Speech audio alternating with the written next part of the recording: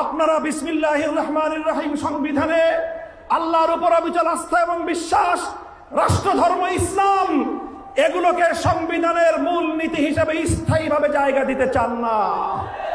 আপনারা এমন ভাবে এগুলোকে সংবিধানে রাখতে চান যে কোনো মুহূর্তে আবার খায়রুল হকদের মতো কোন বিচারপতি কলমের খোঁচা দিয়ে এগুলোকে সংবিধান থেকে মুছে ফেলতে পারে।